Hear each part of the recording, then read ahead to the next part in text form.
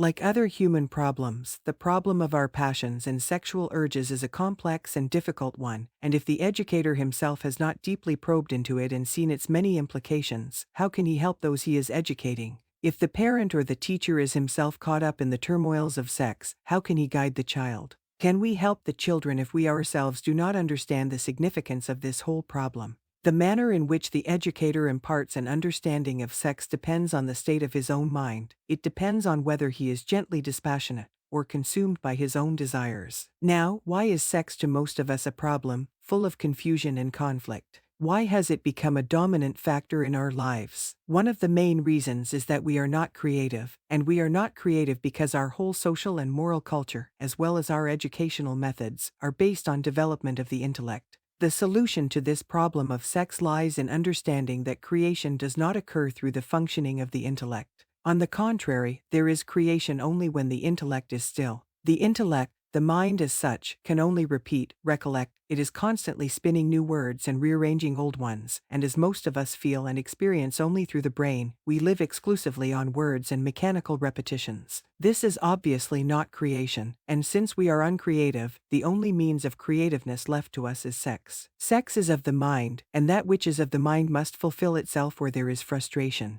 Our thoughts, our lives are bright, arid, hollow, empty. Emotionally we are starved, religiously and intellectually we are repetitive, dull, socially, politically and economically we are regimented, controlled. We are not happy people, we are not vital, joyous, at home, in business, at church, at school. We never experience a creative state of being. There is no deep release in our daily thought and action. Caught and held from all sides, naturally sex becomes our only outlet, an experience to be sought again and again because it momentarily offers that state of happiness which comes when there is absence of self. It is not sex that constitutes a problem, but the desire to recapture the state of happiness, to gain and maintain pleasure, whether sexual or any other. What we are really searching for is this intense passion of self-forgetfulness, this identification with something in which we can lose ourselves completely. Because the self is small, petty and a source of pain, consciously or unconsciously we want to lose ourselves in individual or collective excitement, in lofty thoughts, or in some gross form of sensation. When we seek to escape from the self, the means of escape are very important, and then they also become painful problems to us. Unless we investigate and understand the hindrances that prevent creative living, which is freedom from self, we shall not understand the problem of sex. One of the hindrances to creative living is fear, and respectability is a manifestation of that fear. The respectable, the morally bound, are not aware of the full and deep significance of life. They are enclosed between the walls of their own righteousness and cannot see beyond them.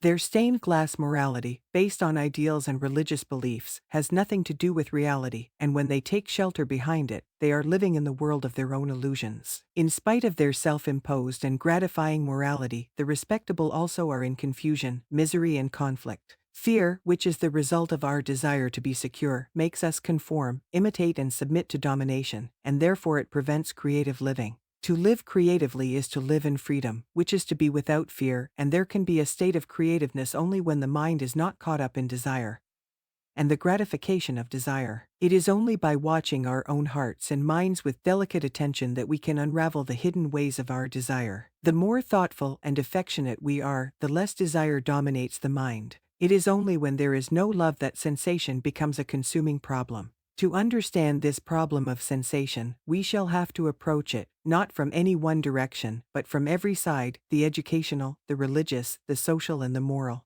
Sensations have become almost exclusively important to us because we lay such overwhelming emphasis on sensate values. Through books, through advertisements, through the cinema, and in many other ways, various aspects of sensation are constantly being stressed. The political and religious pageants, the theater and other forms of amusement, all encourage us to seek stimulation at different levels of our being, and we delight in this encouragement. Sensuality is being developed in every possible way, and at the same time, the ideal of chastity is upheld. A contradiction is thus built up within us, and strangely enough, this very contradiction is stimulating. It is only when we understand the pursuit of sensation, which is one of the major activities of the mind, that pleasure, excitement and violence cease to be a dominant feature in our lives. It is because we do not love that sex, the pursuit of sensation, has become a consuming problem. When there is love, there is chastity, but he who tries to be chaste is not. Virtue comes with freedom, it comes when there is an understanding of what is. When we are young, we have strong sexual urges, and most of us try to deal with these desires by controlling and disciplining them, because we think that without some kind of restraint we shall become consumingly lustful.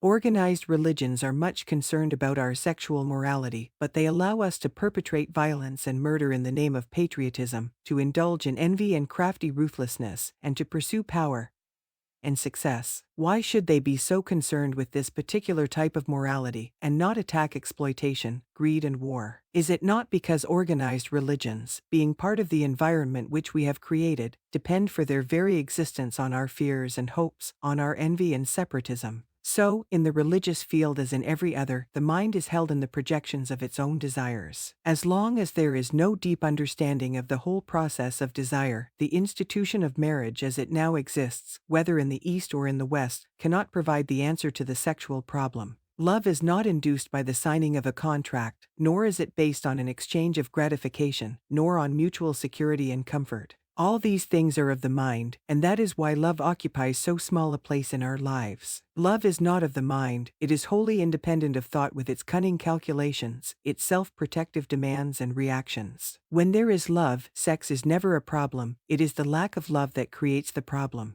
The hindrances and escapes of the mind constitute the problem, and not sex or any other specific issue, and that is why it is important to understand the mind's process, its attractions and repulsions, its responses to beauty, to ugliness. We should observe ourselves, become aware of how we regard people, how we look at men and women. We should see that the family becomes a center of separatism and of antisocial activities, when it is used as a means of self-perpetuation, for the sake of one's self-importance. Family and property, when centered on the self with its ever-narrowing desires and pursuits, become the instruments of power and domination, a source of conflict between the individual and society. The difficulty in all these human questions is that we ourselves, the parents and teachers, have become so utterly weary and hopeless, altogether confused and without peace. Life weighs heavily upon us, and we want to be comforted, we want to be loved. Being poor and insufficient within ourselves, how can we hope to give the right kind of education to the child? That is why the major problem is not the pupil, but the educator. Our own hearts and minds must be cleansed if we are to be capable of educating others. If the educator himself is confused, crooked, lost in a maze of his own desires, how can he impart wisdom or help to make straight the way of another? But we are not machines to be understood and repaired by experts. We are the result of a long series of influences and accidents,